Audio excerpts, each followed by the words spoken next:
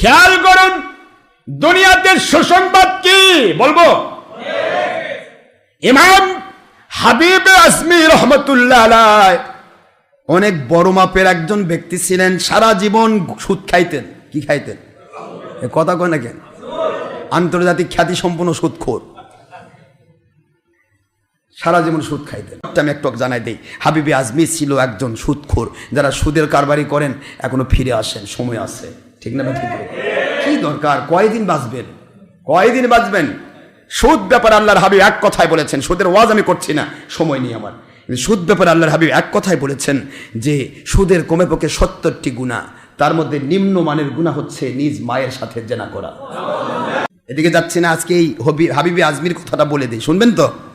তার আগে আয়াত বলে দিই। সুদ সম্পর্কে যখন কথা আসলোই, তাহলে এখানে কিছু কোরআনের আয়াত বলা দরকার না? ইয়া আইয়ুহাল্লাযীনা আমানু তাকুল্লাহা ওয়া যারু মা বাকিয়া মিনার রিবা।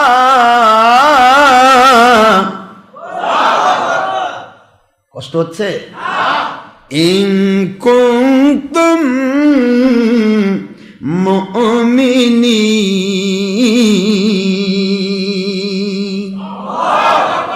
সূরাতুল বাকারা 2 নম্বর সূরা 2 নম্বর আয়াত নম্বর 178।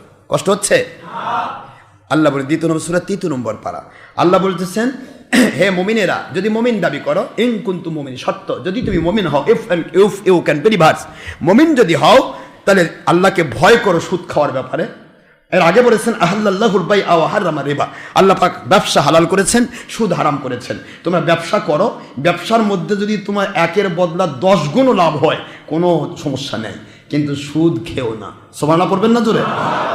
3 নম্বরে হুজুর পাক সাল্লাল্লাহু আলাইহি ওয়াসাল্লাম কোরআনের ভাষায় বললেন যে হে মুমিনেরা, সুদ দারু মা বাকিয়া মিনার রিবা, যত রকমের অবশিষ্ট সুদ তোমাদের আছে সব ছেড়ে দাও। যেরকম সুবহানাল্লাহ, ইন কুনতুম মুমিনিন, যদি তোমরা মুমিন হও। এই কথা বলে যদি আল্লাহ ক্ষান্ত হতেন, তা কথা হতো যে গুনাহ হবে, মাফ নেই। এরপর আল্লাহ বলেছেন ফা ইল্লাম তাফআলু ফাআযানু বিহারবিন মিনাল্লাহি ওয়া রাসূলিহি। কি কথা? ফাইল্লাম তাফালু, যদি তোমরা আল্লাহর কথা না শোনো তাহলে কি করো? ফাযানু, প্রস্তুত হয়ে যাও, বিহারবিন মিনাল্লাহি ওয়া রাসূলি, আল্লাহর সাথে যুদ্ধ করার জন্য, নবীর সাথে যুদ্ধ করার জন্য প্রস্তুত হও। নাউজুবিল্লাহ বলবেন না? এক জায়গায় সুদের কারবারির সাথে আল্লাহ যুদ্ধ ঘোষণা দিয়েছে, আরেক জায়গায় ওলির দুশমনদের বিরুদ্ধে আল্লাহ যুদ্ধ ঘোষণা দিয়েছেন, ওমান আদালি ওলিয়ান ফাকাদ আযানতু বিল হারব, যে ব্যক্তি ওলিদের দুশমনি করে আমি আল্লাহ তার বিরুদ্ধে যুদ্ধ ঘোষণা করলাম। জোরে কোন সুবহানাল্লাহ। এটা বুখারীর 963 পৃষ্ঠা, আরবি ভলিউম 2 খণ্ড। দেখ, এখানে আল্লাহ বলেন সুদী কারবার যদি ছেড়ে না দাও তাহলে তোমাদেরকে আমি আদেশ করছি তোমরা আল্লাহ এবং নবীর সাথে যুদ্ধের জন্য প্রস্তুত হও। প্রস্তুত আছি তো আমরা নাকি আল্লাহর সাথে যুদ্ধ করার জন্য? কি কথা কন না কেন? নাউজুবিল্লাহি মিন যালিক। আল্লাহর সাথে যুদ্ধ করা যাবে? নবীর সাথে যুদ্ধ করা যাবে? আল্লাহ কয় যুদ্ধ কি আমি ডিনামাইট দিয়ে করব? জীবনে 10 লাখ টাকা তুমি কামাই করেছো সুদী কারবারি করে, 10 বছর পরে তোমাকে এমন এক অসুখ দিব, ইন্ডিয়া, পাকিস্তান, বাংলাদেশ, হংকং এখানকার যাতায়াত করতে তোমার 50 লাখ টাকা চলে যাবে। খাইছো 10 লাখ, গেল 50 লাখ, 40 লাখ টাকা এখন মানুষের কাছে ঋণ করবে, এই কান্দাকাটি করতে করতে মরবে। কথা কি বুঝতে পারছেন? আল্লাহর যুদ্ধ তো কঠিন যুদ্ধ। আল্লাহ যদি যুদ্ধ করতে চান তাহলে কিন্তু কঠিন ব্যাপার। এই জন্য আমরা এখনই আল্লাহর কাছে তওবা করব, ঠিক না? ঠিক করে করুন। এবার আল্লাহ বলছেন তোমাদের ভয় নেই। ওয়াইন তুবতুম ফালাকুম রুউসু আমওয়ালিকুম, সুবহানাল্লাহ বলেন, লা তাজলিমুনা ওয়ালা তুজলামুন।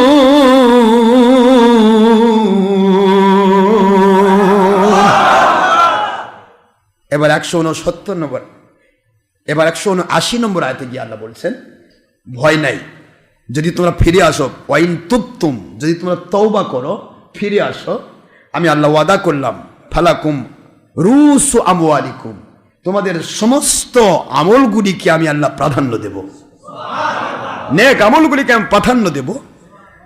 লা তাজলিমুন ওয়া লা তুজলামুন, তোমরা কারো উপর জুলুম করো না, তোমাদের উপর কেউ জুলুম করে পার পাবে না, আমি আল্লাহ দেখব। একটু জোরে বলেন না সুবহানাল্লাহ।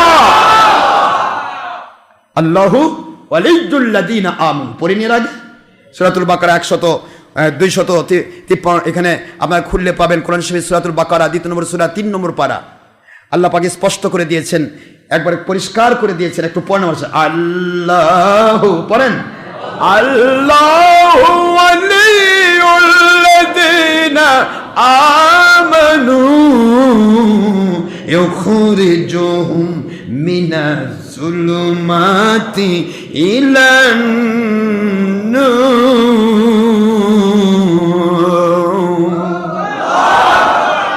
আহা, আল্লাহ কি বললেন?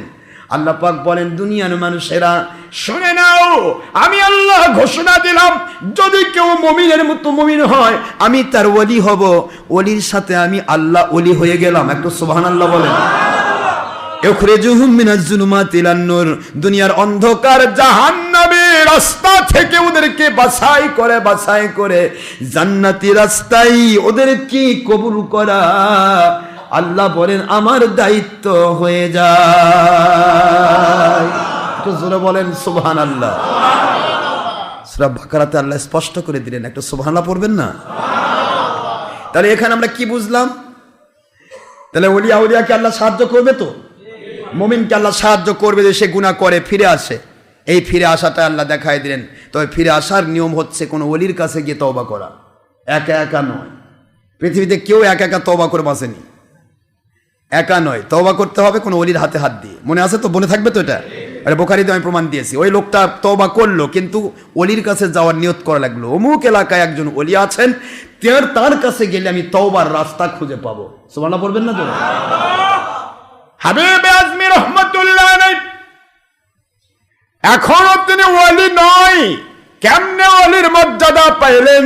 আমার মালিক বলেন, কাউকে যদি আমি কবুল করে নেই, আমার ওলিদের ওসিলায় যেহেতু বলেছি, ওলিদের জন্য দুনিয়াতে সুসংবাদ, লাহুমুল বুশরা ফিল হায়াতিদ দুনিয়া, দুনিয়াতে ওলিদের জন্য আমি সুসংবাদ রেখেছি। কি সুসংবাদ?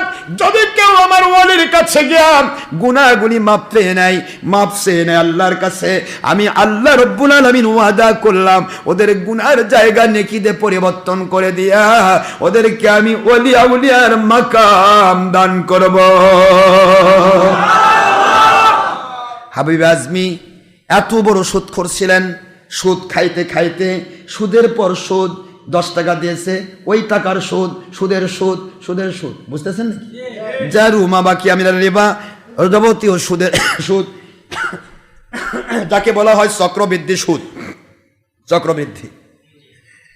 একদিন তিনি এক বাড়িতে চলে গেলেন, বাড়িতে যাওয়ার পর দেখা যায় সুদের সুদ নিতে গেছে, বাড়িতে বাড়িওয়ালা নেই, বাড়িওয়ালার বউ আছে, টাকা পয়সা বাড়িতে কিছুই নাই। বললেন সুদারুরা কিন্তু বেশিরভাগ সুদারুরাই কিন্তু রক্সটা হয়, কথা বলেন কেন, মেজাজ খিটমিটা হয়, ঠিক আছে বুঝছেন? খিটমিটা মেজাজ নিয়ে বাড়িতে বললেন আজকে সুদের টাকা দেওয়ার কথা ছিল, দিল না, বাড়িতে কি আছে তাই নিয়ে যাব। খুঁজতে খুঁজতে দেখা যায় ওই বাড়িটা ছিল গরিব মানুষ, খাবার বন্দোবস্ত ছিল না, একটা খাসির মাথা, একটা বকরির মাথা, এই মাথাটাই তাদের জন্য খাবার অবলম্বন ছিল। বাড়িতে চাল নেই, শুধু বকরির মাথাটা ছিল, সন্তানদেরকে তারা নিয়ে রান্না করে খাবে। কিন্তু ওই মাথাটা সুদি কারবারি কর্নেওয়ালা হাবিবে আজমি তিনি মাথাটা তুলে নিলেন আর বললেন, আজকের সুদের বদলা যে সুদ আমি নিব, ওই সুদের বদলা তোমার বাড়ি থেকে বকরির মাথাটা নিয়ে গেলাম। নাউজুবিল্লাহ বলেন। এই ছাগলের মাথা নিয়ে বাড়ির দিকে চলে গেল, বিবির কাছে বলল, বিবি আজকে সুদ পাই নাই, মাথা নিয়ে এসেছি, আমি সুন্দর করে বানায় দিচ্ছি, তুমি রান্না করো। মাথাটা বিবিকে রান্না করতে দিয়া মিস্টার হাবিব আজমি চলে যায় গোসল করতে। গোসল করে এসে দেখে রান্না করেছে স্ত্রী, এখন খেতে যাবে।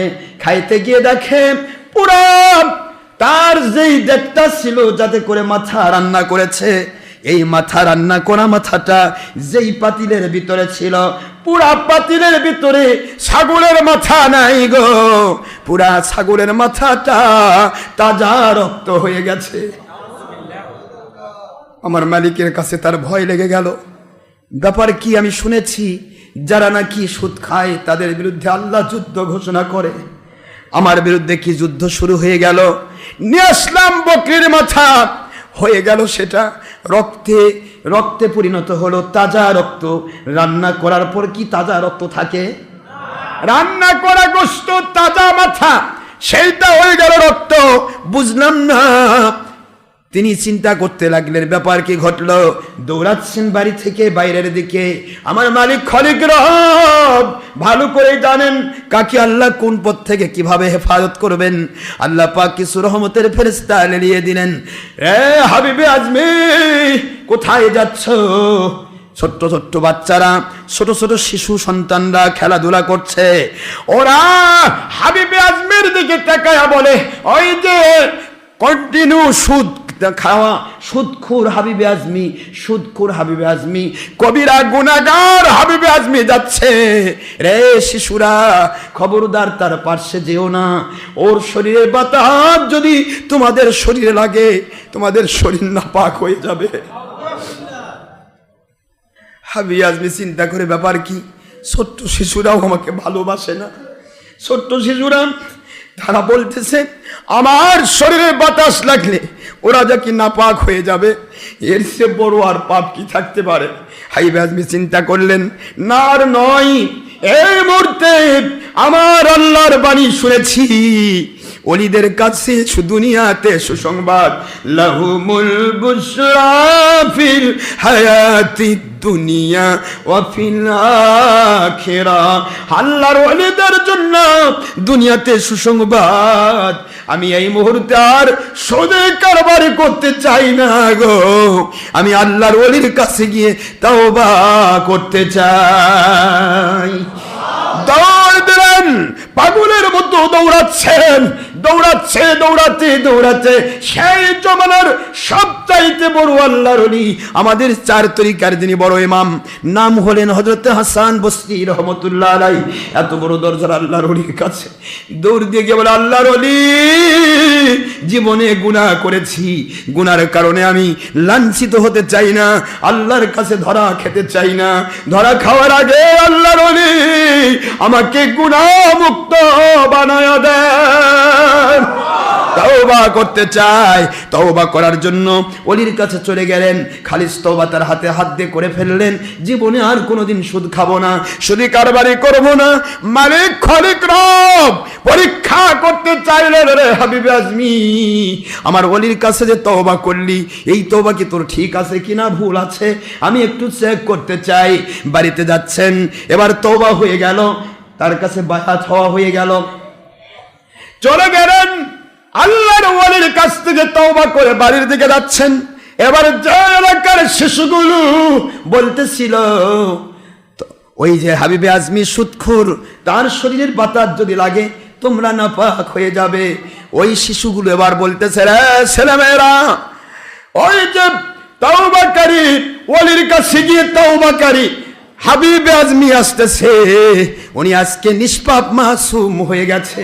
তোমাদের মাথা তোমরা তার কাছে যেও না, তোমাদের পায়ে ধুলি যদি তার শরীরে লাগে রে, তোমরা সবাই গুনাহগার হয়ে যাবে।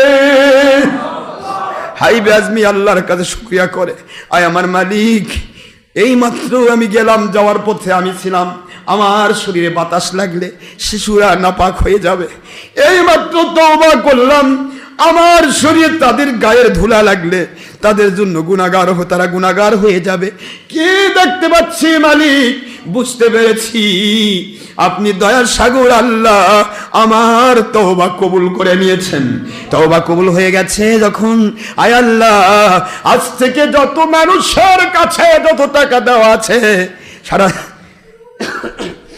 সারা জীবন তো সুদ খাইলাম, টাকার পাহাড় গড়ালাম, আর তাদের আটটি সমস্ত টাকাগুলি মানুষের কাছে দেওয়া আছে, বাড়িতে খাবার পর্যন্ত নাই, শুধু টাকা নিয়ে এসে আমি খাই। আমি আপনার কাছে তওবা করেছি মালিক খলিক রব, আজ থেকে নিয়ত করে নিলাম যার কাছে যত লাখ টাকা দেওয়া আছে সকল টাকাগুলি আমি মাফ করে দিলাম, আমি সুদও নেব না, আসলও নেব না, সব ছেড়ে দিলাম। আপনি যখন তওবা কবুল করেছেন, এর চেয়ে বড় পাওয়া আমার জীবনে আর কিছু নেই, আমি আপনার দয়ায় চলতে চাই। বাড়িতে চলে গেলেন, বিবি বলেন, বিবি আমার মালিকের সন্ধান আমি পেয়েছি, আজ থেকে আমি কাজ করব। সুবহানাল্লাহ বলেন। বাড়িতে খাবার নেই, না থাক, আমার মালিক দেখি আমাকে কোনো বেতন দেয় কিনা। এইটার উপর ভিত্তি করে আবার অনেকে হুজুগে মাথা হয়ে সব ছেড়ে দিয়ে আবার পথে বসবেন না। এটা ওলিদের কারবার। আপনার কারবার হবে, আপনি তওবা করবেন, ফিরে আসবেন, আপনার আসলটা ঠিক রাখবেন, নকলটা বাদ দেন। কি ঠিক না? ঠিক দূরে করবেন, এটা ওলিদের ব্যাপার। আবার হুজুগে মাথা হয়ে হুজুর বলছে সব ফালদা লাগবে, না খাই থাকবো, আল্লাহ খাওয়াবে। এই আল্লাহ খাওয়াবে এরকম পজিশন আপনার হয় নাই। এই জন্য আল্লাহ পাক তো খাওয়াবেনই, ব্যবসার মধ্য দিয়ে খাওয়াবেন, চাকরির মধ্য দিয়ে খাওয়াবেন। কি কথা কি বোঝা গেছে? আল্লাহ পাক মিডিয়া দিয়ে খাওয়ান, এইটা করবেন। তবে মিডিয়া বাদ দিয়ে চুপ করে বসে থাকবেন। এটা আমি বলছি শুধুমাত্র আপনাদের শিক্ষা দেওয়ার জন্য, যে অলির কাছে গেলে তওবা করলে তার জীবনের গুনাহ মাফ হয়ে সে কিরকম আল্লাহর ওলি হয়ে যায়। সুবহানাল্লাহ পড়বেন না জোরে? শেষ করে দিচ্ছি, কোনো কথা বলছে নাকি আপনাদের? হাবিব আজমি বলেন, বিবি এই মুহূর্তে আমি আমার মালিক পেয়ে গেছি, যেই মালিকের গোলামি করলে মালিক বেতন দেয়। আল্লাহ বলে, হাবিবে আজমি রে, এই মুহূর্তে তোর গুনাহ মাফ হয়ে গেছে, আমি আল্লাহ কবুল করে নিয়েছি, এখন তুই যা চিন্তা করবি আমি আল্লাহ কবুল করব। তুই কি চাস? হাবিবে আজমি বাড়ির থেকে একটা ঝোলা নিলেন, ঝোলা বলতে থোলা, কি কথা নেই, কথা বলেন, একটা ব্যাগ নিলেন, ব্যাগ ইংরেজি শব্দ, বাংলা থলে, থলে নিয়ে যাচ্ছেন। বিবিকে বললেন, আমার মালিকের সন্ধান পেয়েছি, মালিক যদি কিছু খাবার দেয় তাহলে নিয়ে আসবো, না হলে তুমি মন খারাপ করো না। মালিক হয়তো আমাদেরকে টেস্টও করতে পারে, কিছুদিন টেস্ট করে ঠিকই খাবার দিবেন। সুবহানাল্লাহ। বিবি অবশ্য অত্যন্ত ধর্মিকা মহিলা ছিলেন, তিনি তার এই সুদি কারবারিতে পছন্দ করতেন না, যার কারণে নারীরা হালাল খাদ্য খায়। তার স্বামী যদি সুদের কারবারি করে, ঘুষের কারবারি করে, স্ত্রী যদি সেই 2 নম্বরীকে স্বীকার না করে, অন্তর থেকে যদি ঘৃণা করে 2 নম্বরীটাকে, তবে স্বামীকে ঘৃণা করা যাবে না। স্বামী তো স্বামী, অন্তর থেকে তার গুনার কাজগুলি যদি ঘৃণা করে, তাহলে ওই স্বামীর খাবারগুলি নাপাক, কিন্তু স্ত্রীর খাবার হালাল। একটু জোরে বলেন না সুবহানাল্লাহ। এই জন্য যারা গুনার পথে আছেন তারা স্ত্রীর কাছে বেশি করে দোয়া চাইবেন, কারণ আপনার স্ত্রীর দোয়া কবুল হবে। আপনি কিয়ামত পর্যন্ত দোয়া করলে কবুল হবে না, আপনার দোয়া কবুল হবে না, কারণ আপনি তো 2 নম্বরই করতেছেন সারাদিন। আপনার খাদ্যই হালাল নয়, হালাল খাদ্য দোয়া কবুলের শর্ত। কথা বোঝা গেছে? কিন্তু আপনার স্ত্রী আপনার বড় পীর হয়েছে, স্ত্রীর পীর স্বামী না, 2 নম্বর স্বামীর পীরই হলো স্ত্রী। কারণ স্ত্রী সে এমন পর্বে পাইছে, আল্লাহর হাবিব বলেছেন, পীর বলতে এইটা বোঝাচ্ছে আমি যে গুনার ক্ষেত্রে আপনি গুনার উস্তাদ, আর আপনার স্ত্রী হালাল খাদ্য খাচ্ছে, যদিও আপনি হারাম খাদ্য নিয়ে এসে খাওয়াচ্ছেন, কিন্তু আপনার স্ত্রীর দায়িত্ব, আপনার দায়িত্ব আপনার স্ত্রীকে খাবার দেওয়া, আর আপনার স্ত্রীর হক হচ্ছে আপনার কাছ থেকে খাওয়া। কথা কি বোঝা গেছে? যার কারণে আপনি কোথা থেকে দিচ্ছেন এটা কেউ দেখবে না। আপনি চাকরি করছেন, আপনার চাকরি আপনার যদি চুরি করে এসে দেয় ওটা তার ব্যাপার, আপনি পরিশ্রম করেছেন, এই পরিশ্রমের রেজাল্ট আপনি নিচ্ছেন, আপনারটা হালাল। যেরকম সুবহানাল্লাহ। আপনি টাকা দিয়ে, কথা বলে তো কথা বেড়ে যায়, টাকা দিয়ে কিনে নিচ্ছেন আপনার পোশাক, আপনি যে হালাল পয়সা দিয়ে পোশাকের কাপড় কিনলেন, পোশাক কিনলেন, যদিও আজকে বাংলাদেশে আমার যে ভাইরা ধর্মের নামে রাজনীতি করে তারা বলে যে আপনার এই জামার মধ্যে সুদের টাকা আছে। জামার মধ্যে সুদের টাকা নেই। জামার মধ্যে সুদের টাকা আছে কিভাবে বলে? যে সরকার যেহেতু সুদি কারবারি করে, সরকার এগুলি বিদেশ থেকে নিয়ে আসছে, কাজে ওই টাকার মধ্যে সুদ আছে। এটা আপনি ভুলে গেছেন। আল্লাহর হাবিব বলেন, কারো গুনার দায়ে কেউ বহন করবে না। কোরআনের বাণী, লা তাজিরু ওয়াজিরাতুন বিজরা উখরা, যার গুনাহ সে বহন করবে। যদি কেউ আপনাকে, আপনি চাকরি করছেন, আপনি মাথার ঘাম পায়ে ফেলে পরিশ্রম করে আপনি অর্থ নিচ্ছেন, ওই অর্থ নেওয়া আপনার অধিকার আর দেওয়া তার দায়িত্ব। সে যদি চুরি করে নিয়ে আসেও দেয়, সেটা তার দায়। আপনি আপনার পরিশ্রমের হালাল পয়সা নিয়েছেন। আপনি নিজের পরিশ্রমের টাকা দিয়ে আপনি পোশাক কিনেছেন, খাদ্য কিনেছেন, ওই খাদ্য যদিও সুদি কারবারি করে যে কেউ নিয়ে আসুক সেটা তার ব্যাপার। আমি কিনেছি আমার হালাল পয়সা দিয়ে, এই জন্য এটা হালাল। তবে স্বাভাবিকভাবে জানা আছে এটা চোরের সম্পদ। এই যে চুরি করে নিয়ে আসলো, বাইরে গেলে একটা গরুর দাম 1 লাখ টাকা, এই গরুটা 30,000 টাকায় পাওয়া যাচ্ছে, চুরি করা সম্পদ।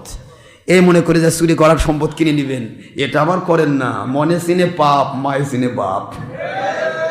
চারদিকে হিসাব করতে হবে, কোন দিকে যাচ্ছি আমি সেটা দেখতে হবে।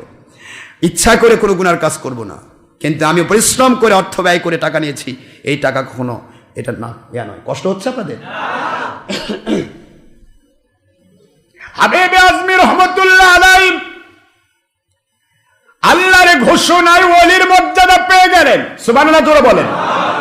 যাচ্ছেন তিনি, হযরত হাসান বসরি রহমতুল্লাহ আলাইহি বলেন, আপনাকে আল্লাহ কবুল করে নিয়েছেন, এখন আপনি একটা নির্দিষ্ট এলাকায় গিয়ে আল্লাহকে ডাকুন। সুবহানাল্লাহ বলেন। আল্লাহ আপনাকে দয়া করবেন, রহমত করবেন, যা চাইবেন আমার মালিক তা দেবেন। একটু সুবহানাল্লাহ বলেন। চলে গেলেন এলাকার ভিতরে, একটা এলাকায় গিয়ে মালিককে ডাকা শুরু করে দিলেন। সারাদিন ডাকা হয়ে গেল, সকাল থেকে সন্ধ্যা পর্যন্ত ডাকলেন। চলে আসলেন বাড়িতে খালি হাতে। বিয়ে বলে বাড়িতে খাবার নাই, খাবার কখন নিয়ে আসবেন? বলে আমার মালিককে আজকেও বেতন দেননি, উনি হয়তো দেবেন, একটু ধৈর্য ধরো। সুবহানাল্লাহ জোরে বলো। এইভাবে করে 1 দিন 2 দিন 3 দিন পার হয়ে যায়। তৃতীয় দিনে হাবিবে আজমি রহমতুল্লাহ আলাইহি আবার সারাদিন ধরে পরিশ্রম করে মালিককে ডাকার পরে মালিকের ইবাদত বন্দেগী করে এবার তিনি আসতেছেন। আসার পথে ওই থুলাটাতে আল্লাহর দিকে নির্ভরশীল হয়ে বিসমিল্লাহি তাওয়াক্কালতু আলাল্লাহ পড়ুন। বিসমিল্লাহি তাওয়াক্কালতু আলাল্লাহ, আল্লাহর উপর নির্ভরশীল হয়ে পুরা থলেটা ভরে মরুভূমির বালু উঠায় নিলেন। কি উঠায় নিছে? বালু উঠায় নিছে। আজকে বিবিকে তো বলা যাবে না কিছু নিয়ে আসেনি, যা আল্লাহ পাক যা করে তাই হবে। সুবহানাল্লাহ জোরে বলো। বালু ভরে নিছে, ব্যাগ ভরে বালু নিছে, মরুভূমির বালু ভরে নিয়ে তিনি যাচ্ছেন বাড়ির দিকে। তো বাড়ির দিকে যাচ্ছেন, বাড়িতে যাওয়ার অনেক দূর থেকেই দেখা যায় কাচ্চি বিরিয়ানি পোলার গন্ধ। কিরে গন্ধ আসে কোত্থেকে? খাবার গন্ধ। এত সুন্দর রান্না, এই রান্নার গন্ধ আশেপাশে তো কোনো বড় লোক পল্লীও নাই যে যার বাড়িতে রান্না হচ্ছে। চিন্তা করতে লাগলেন কি ব্যাপার ঘটলো। তো ধীরে ধীরে যাচ্ছেন, যতই এগুচ্ছে বাড়ির দিকে ততই দেখে সুগন্ধ।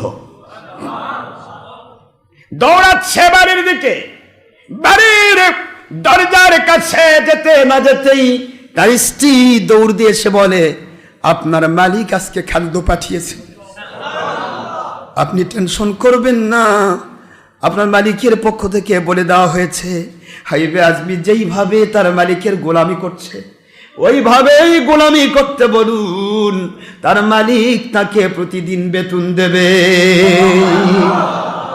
কি হয়েছে বিবি? বুঝলাম না কি হয়েছে, একটু ভেঙে বলো। বিবি বলতেছিলেন, আপনার মালিকের পক্ষ থেকে পাঠানো হয়েছে 1 বস্তা আটা ময়দা, 1 বস্তা ময়দা পাঠানো হয়েছে, 1 বস্তা পোলার চাল। কিসের চাল? পোলাওর চাল, একটা তাজা একবারে জবাই করা খাসি, পরিপূর্ণ একটা ছাগল, এরপরে 1 বস্তা ময়দা, 1 বস্তা পোলার চাল, তারপরে 1 টিন ঘি, 1 টিন তেল, এগুলি পাঠানো হয়েছে। এরপরে কিছু দিরহামও দেওয়া হয়েছে। এগুলি করতে গিয়ে যদি কোনো খরচ হয়, হে আল্লাহর বান্দা, আল্লাহ রাব্বুল আলামিন তিনি আমাদের কপাল খুলে দিয়েছেন, কিন্তু বিবিকে বুঝতে দেওয়া হয়নি। বিবিকে বলা হয়েছে তার মালিক দিয়েছেন, তার যার গোলামি তিনি করছেন তার মালিক এগুলি পাঠাইছেন। সুবহানাল্লাহ বলেন। আর বিবি বললেন, আল্লাহ পাক আমাদের দরজা খুলে দিয়েছে। আল্লাহ তো খুলে দিয়েছেন, কিন্তু হাবিবে আজমি কোন মালিকের চাকরি করতেছেন? কথা কোন জানেন? কোন মালিকের? হাবিবে আজমি চাকরি করতেছে মালিকের। সুবহানাল্লাহ। হাবিবে আজমি বলে, বিবি রান্না করো, আমার মালিকের গোলামি আমি করতে চাই। যেই মালিক আমাকে এত দয়া করেন ওই মালিকের গোলামি বাদ দিতে পারবো না। না না না, রান্না করা হলে খাবেন, তারপরে যাবেন। ঠিক আছে, ব্যাগের মধ্যে কি?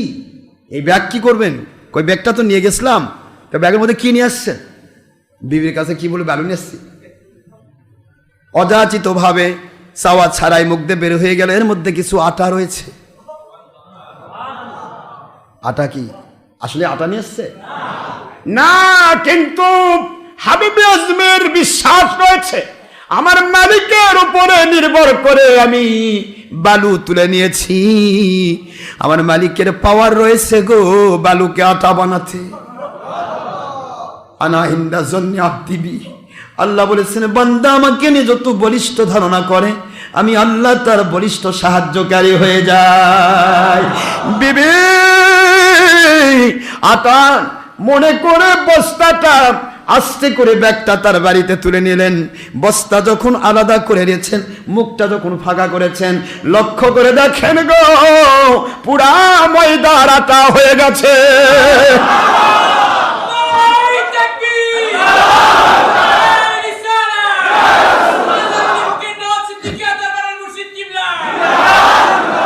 আল্লাহ পাক বললেন দুনিয়ার মানুষ, আমি আল্লাহ পাককে যে মানার মতো মানে, তওবা করার মতো তওবা যে করবে আর আমার ওলির কাছে গিয়ে তওবা করবে, আমি ওদের গুনাহ মাফ করে দিয়ে ক্ষান্ত হই না।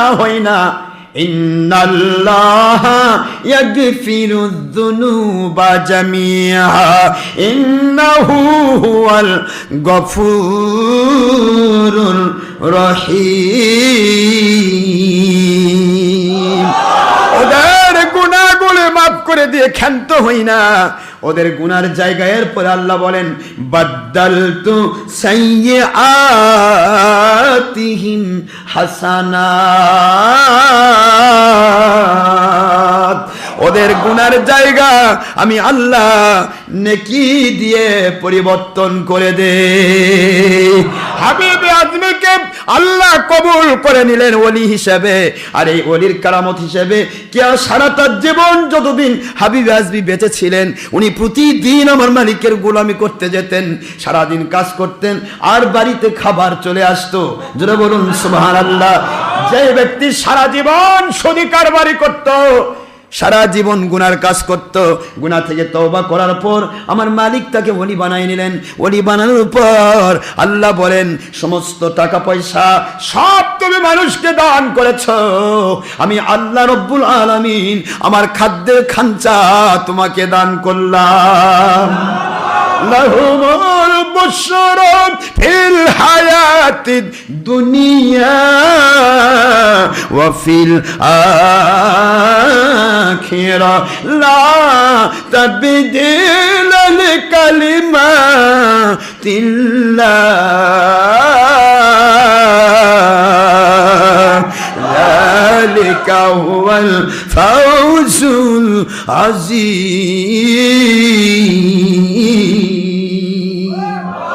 কোরআন শরীফের সূরাতুল ইউনূসের 64 নম্বর আয়াতে আল্লাহ ঘোষণা দিলেন আমার ওলিদের জন্য দুনিয়াতেও সুসংবাদ, আখিরাতেও সুসংবাদ। আখিরাতের সুসংবাদ আগে শুনেছেন, ওলির সাথে জান্নাতি হওয়া। এবার দুনিয়ার সুসংবাদ, হাবিবে আজমি যদি সুদারু ঘুষারু হয়ে তিনি যদি ওলি হয়ে যান, তিনি যদি জীবনের গুনাহ মাফ পেয়ে যান, গুনার জায়গা নেকিতে পরিবর্তন পেয়ে যদি তিনি সারা জীবন আল্লাহর কুদরত থেকে এমন খাবারের পজিশন পেয়ে যান, আপনি যদি হক্কানি কোনো ওলি খুঁজে বের করতে পারেন, তাহলে আমার আল্লাহ আপনার গুনাহ মাফ করে দিয়া গুনার জায়গা নেকিতে পরিবর্তন করে দিয়া দুনিয়াতে ডাইরেক্ট খাবার নাও দিলে আপনাকে এমন পন্থা আল্লাহ বাতলাই দিবেন, এমন চাকরির ব্যবস্থা করবেন, এমন কোন রেজেকের ব্যবস্থা করবেন, এমন কোন ব্যবসার ব্যবস্থা করবেন, মৃত্যু পর্যন্ত ওই ব্যবসা দিয়ে আপনি হালাল খাদ্য খেতে পারবেন। ওলিদের কাছে যা সুসংবাদ, এই কথা কোরআন দিয়ে বোঝা গেল। দুনিয়াতেও সুসংবাদ, আখিরাতেও সুসংবাদ। আল্লাহ পাক সবাইকে আল্লাহর সন্তুষ্টিপূর্ণ সত্যিকারের ওলির কাছে যাওয়ার তৌফিক দিন।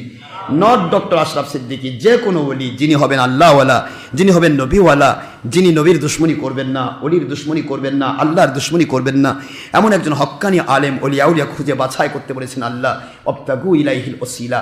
সুতরাং আমরা সবাই আল্লাহওয়ালা হতে চাই, জোরে বলেন হতে চাই কি না? তাহলে আমাদেরকে যে কোনো অলির কাছে তাওবা করতে হবে, বায়াত হতে হবে। হাইবে আজমি কিন্তু এমনি এমনি হয় নাই, অলির কাছে যেতে হয়েছে। ঠিক না? ঠিক জোরা বলুন। দেওয়া দরকার আছে কিনা জোরা বলুন। কিন্তু আজকে বাংলাদেশের কোম্পানিরা বলে যে অপ্তাগু ইলাইহিল ওসিলা, এই ওসিলা মানে মিডিয়া। এই মিডিয়া মানে কি? এই মিডিয়া মানে হলো নেক আমল।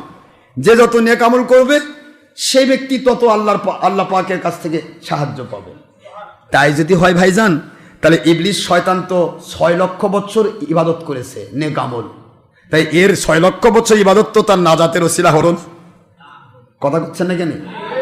তাহলে বোঝা যায় নেক আমল ওসিলা নয়, হক্কানি ওলি ওসিলা। নেক আমল অনেক আছে যেগুলি মানুষকে দেখানোর আমল, মানুষকে দেখালে সে আমল কাজ হয় না।